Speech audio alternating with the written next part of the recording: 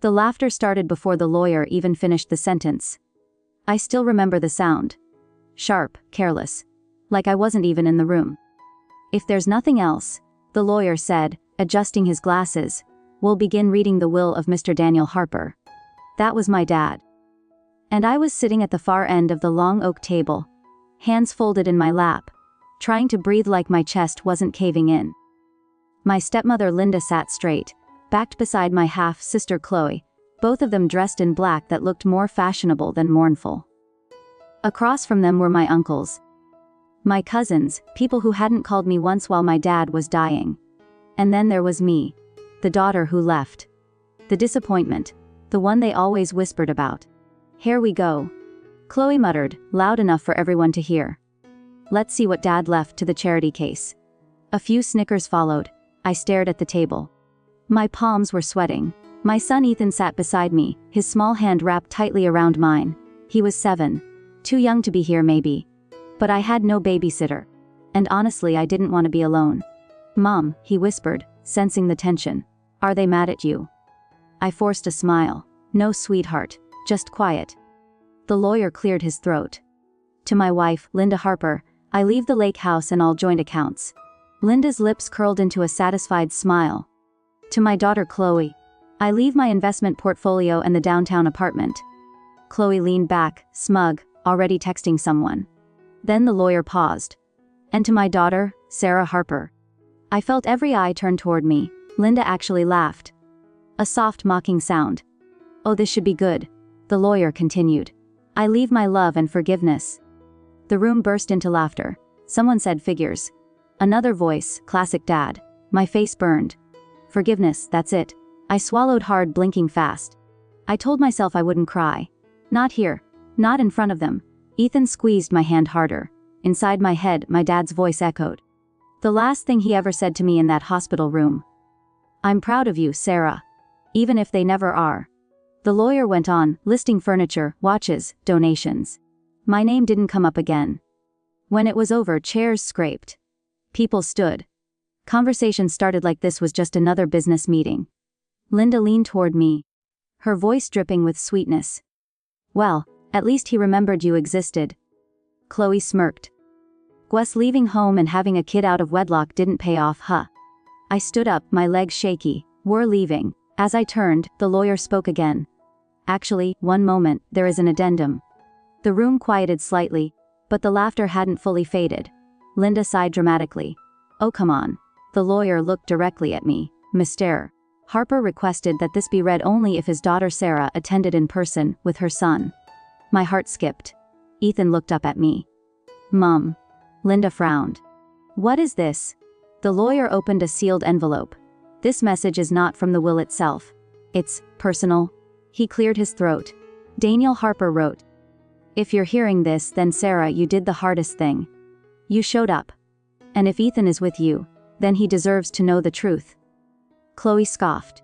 "Truth about what?" The lawyer looked uneasy now. Mr. Harper asked that Ethan be allowed to speak. The room froze. "What?" Linda snapped. "This is ridiculous." I felt my stomach drop. "Ethan doesn't have to." Ethan stood up. He slipped his hand from mine and walked toward the table, small but steady. My heart was pounding so loud I could barely hear anything else. "Ethan," I whispered. "You don't?" He looked back at me. His eyes were serious, older somehow. "It's okay, Mom," he said.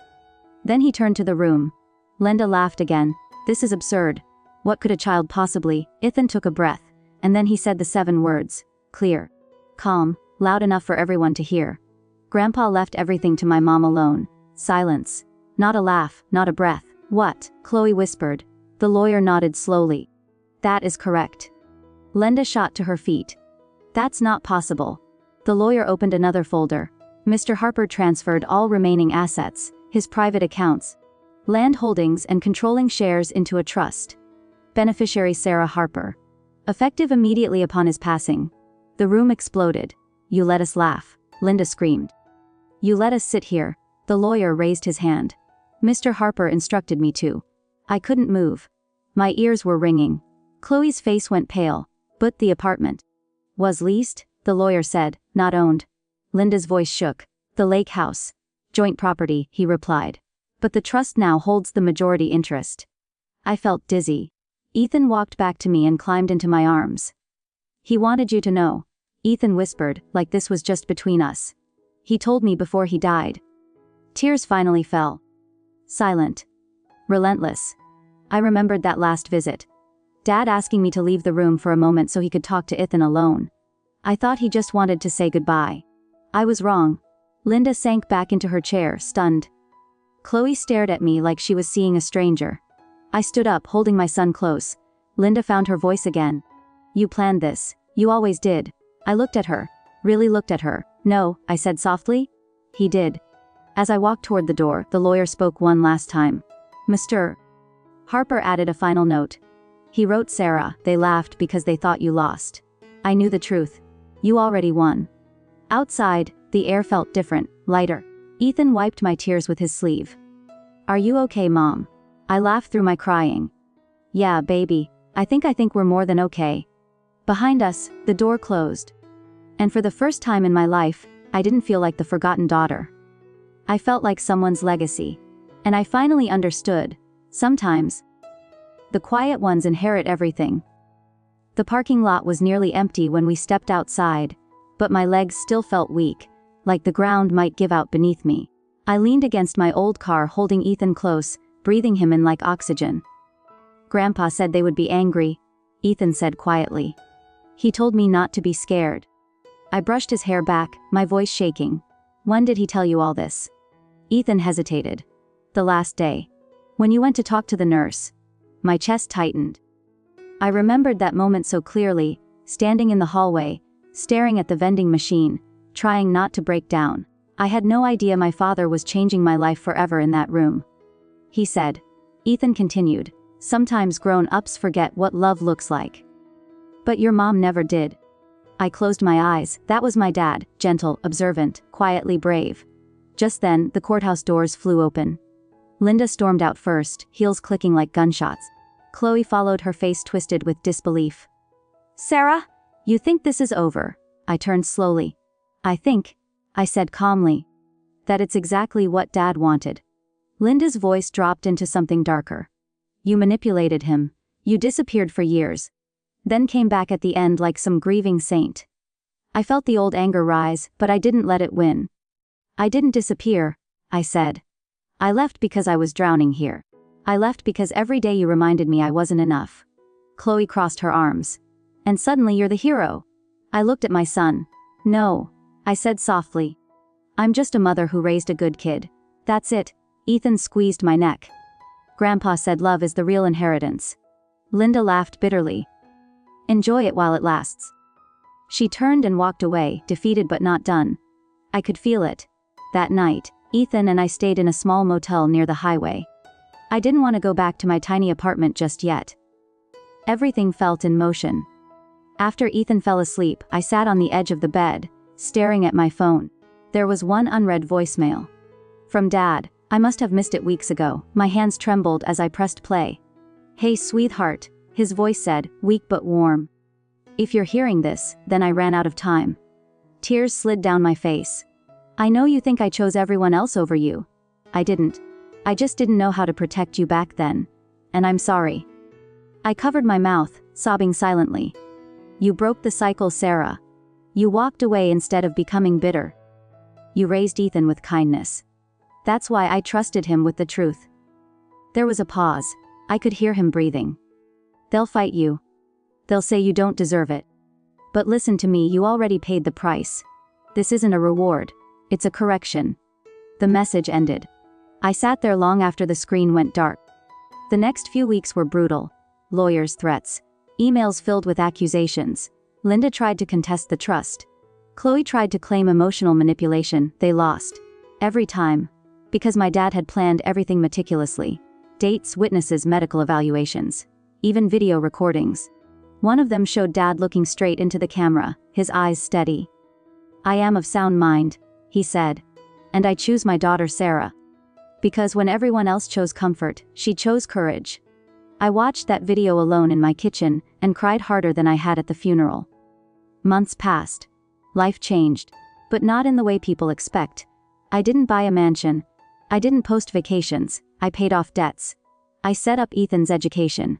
I donated to the hospice that cared for my dad. And one quiet Sunday afternoon, I took Ethan to the lake house. The same one Linda used to claim as hers. We sat on the dock, our feet in the water. "Do you miss Grandpa?" Ethan asked. "Every day," I said. He smiled softly. He said he'd still be around. Just quieter. I laughed through tears. That sounds like him. As the sun dipped low, I realized something. The real twist wasn't the money. It was the truth my dad left behind.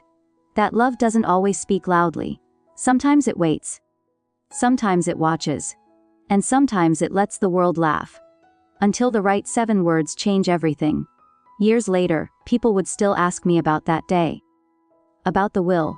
About the laughter. About the money. They always expected a dramatic answer. But the truth lived in the quiet moments that came after. Like the first night Ethan and I moved into our new home. Not a mansion. Just a warm house with creaky stairs and sunlight in the kitchen. We ate pizza on the floor because the furniture hadn't arrived yet. Ethan looked around and said, "Grandpa would like this." I smiled. "Why?" "Because it feels safe." That night as I tucked him in, he suddenly asked, "Mom, did Grandpa love me more than them?" The question hit me hard. I sat on the edge of his bed and brushed his hair back. "No, sweetheart. He loved you differently." "How?" "He loved you for who you are," I said softly. "Not for what you could give him." Ethan thought for a moment. "Then I want to be like that." My throat tightened. "You already are." A year passed. Then another. The noise faded. Linda stopped calling after the final court loss. Chloe unfriended me everywhere. The family that once laughed at me disappeared completely. And strangely, the silence didn't hurt. It healed. One afternoon, while cleaning out a drawer, Ethan found an old envelope. "Mom," he called out, "this one has Grandpa's handwriting." Inside was a single piece of paper. No legal language. No signatures. Just one sentence. "Sarah, if the world ever doubts you again, remember your son spoke the truth when you couldn't." I sat down on the floor and cried. Not from pain, from release. Years ago I thought being laughed at meant I had lost. I was wrong. I had already won the moment I chose love over approval. The moment I raised my son to be brave. The moment I walked into that room with nothing but my dignity, and walked out with my father's faith. And here's the part no one ever talks about. The inheritance didn't change who I was. It revealed who they were. And who I had always been. Sometimes, the loudest people think they've already won. Until a quiet child stands up, says 7 simple words, and reminds everyone what really matters. Because legacies aren't written in wills. They're spoken by the ones raised right. There was one last thing my father left behind. I didn't find it in a safe, or a file, or a lawyer's office. I found it on a random Tuesday years later when life had finally settled into something peaceful. Ethan was 10 by then. Taller, louder, still gentle. He came home from school holding a folded piece of paper, his eyes shining. "Mom," he said, dropping his backpack. "We had to write about our heroes." I smiled. "And?" He handed me the paper. "I wrote about Grandpa. And you." My chest tightened as I read his messy handwriting. "Chore, Grandpa taught me that love doesn't need permission. Chore, my mom taught me that being kind is brave. Chore, when people laughed at her, she didn't shout. Chore, she let me speak." I couldn't finish it. I pulled him into my arms. Holding him so tight he laughed. "Mom, you're squishing me?" "I know," I said through tears. "I just needed this." That night, after Ethan fell asleep, I sat alone on the porch. The air was still, quiet. For the first time in my life, I didn't feel like I was proving anything to anyone. No family to impress. No past to explain. No laughter echoing in my head. Just peace. I thought back to that room, the oak table, the smirks, the way they saw me as small. And I realized something that hit deeper than any inheritance. They laughed because they thought power looked like money. My father knew better. Power looked like a woman who left a place that broke her. Like a mother who raised a child to tell the truth. Like a boy who stood up when grown adults couldn't. Sometimes I imagine my dad watching that moment again. Not the will reading, not the shock. But Ethan standing there, steady, unafraid. Speaking 7 words that carried generations of silence. And I know, that was the moment my father finally rested. not because justice was served, but because love was. And if there's one thing I learned from all of it, it's this. The world will laugh at you when it thinks you're powerless. Let them. Because when the truth finally speaks, it only takes 7 words to change everything. I thought that was the end of it. I really did. But life has a strange way of testing whether healing is real or just quiet. One evening, years after the will reading, there was a knock at the door. It was late. Rain tapped softly against the porch light. When I opened it, my breath caught. Linda stood there, older, smaller somehow. The sharp confidence she once wore like armor was gone. Her eyes were tired. Careful, I won't come in, she said quickly. I just needed to see you. Ethan stood behind me, peeking around my arm. Hey, he said politely. Linda swallowed. Hello, Ethan. There was a long silence. Finally, she looked at me. I lost the lake house. I didn't react. Bad investments, she continued. And when the money was gone, so were the people. Her voice cracked. Just slightly. I used to think love was leverage. I studied her face. There was no fight left in it. I was wrong about you, she said. About everything. I waited. She glanced at Ethan. Your grandfather, he was proud of you. Ethan stepped forward. And for a second, my heart raced, afraid he might say something sharp, something heavy. But he didn't. He smiled, gentle, calm. He loved you too, Ethan said. He just wanted us to be kind. Linda's eyes filled with tears. I don't deserve that, she whispered. Ethan shrugged softly. Maybe not. But Grandpa said love isn't about deserving. I felt something loosen in my chest. Linda nodded, wiping her face. Thank you for raising him like this. Then she turned and walked back into the rain. No shouting, no apologies demanded, no victory speech, just closure. I closed the door and leaned against it, exhaling. Ethan looked up at me. Did I say the right thing? I knelt down and held his face in my hands. You said the truest thing.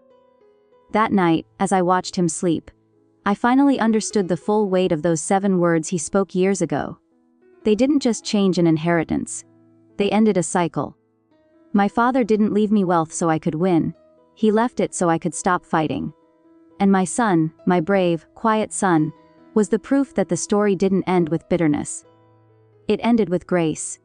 So if you ever find yourself in a room where they laugh at you, if they look at you like you're small, like you don't belong, hold on. Because sometimes, the most powerful voice in the room is the one that hasn't spoken yet. And when it finally does, everything changes. There was one final moment that sealed everything for me. It happened on a school stage. Ethan was 12, standing under bright lights, his hands shaking slightly as he held a microphone.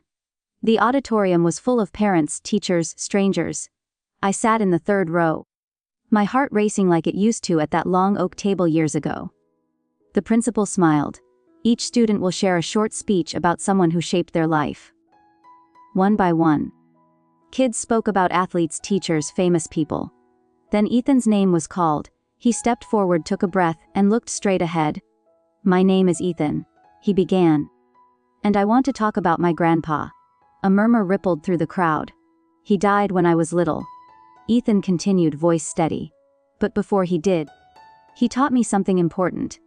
I felt tears burn my eyes. He taught me that the truth doesn't need to be loud. It just needs to be brave. People leaned in. Ethan glanced toward me for just a second. There was a time when people laughed at my mom, he said. They thought she had nothing. My chest tightened. But I knew the truth, he went on. She had love. And that was enough to change everything. The room was silent. So if anyone here ever feels small, Ethan finished. Just remember, sometimes the quietest voice carries the biggest truth. Applause erupted. Not polite clapping. Real applause. I covered my mouth, sobbing openly now. And for the first time, I didn't care who saw. After the ceremony, a woman I didn't recognize approached me. You raised an incredible son? She said. You should be proud. I nodded, unable to speak. On the drive home, Ethan stared out the window. Mom, he said. Yes. Do you think Grandpa can hear me when I talk about him? I smiled through tears. I think he never stopped listening. That night, I stood in the doorway of Ethan's room, watching him sleep. The laughter from that day long ago felt distant now. Powerless. Small. Because the real ending wasn't money, it wasn't revenge. It wasn't even justice, it was this. A boy who learned courage instead of cruelty. A woman who learned peace instead of bitterness. A legacy built not on silence, but on truth. And somewhere I like to believe, my father was smiling. Because the world laughed once, and then it listened, years from now. Ethan will probably forget the exact words people said that day at the will reading. He won't remember the smirks, or the laughter, or the way the room felt heavy with judgment. But I know what he'll remember. He'll remember standing up when it mattered. He'll remember choosing truth over fear. He'll remember that love doesn't always come wrapped in applause. And I'll remember watching my son become the kind of man my father hoped the world would be kinder to. Sometimes, late at night, when the house is quiet and the past feels far away, I think about how close I was to not going to that will reading at all. How close I was to staying home, to avoiding the pain, to letting them believe whatever they wanted. If I had, those 7 words would have stayed unspoken. And that's when it hits me. Showing up is everything. Even when you expect to be laughed at. Even when you think you have nothing to gain. Even when your hands are shaking. Because you never know who's watching, who's learning. Who will one day stand up for you, when you can't. They laughed at me once. But my son spoke the truth. And in that moment my father's love, my courage, and my child's voice became one story. A story that didn't end in loss. It ended in legacy. And that changed everything.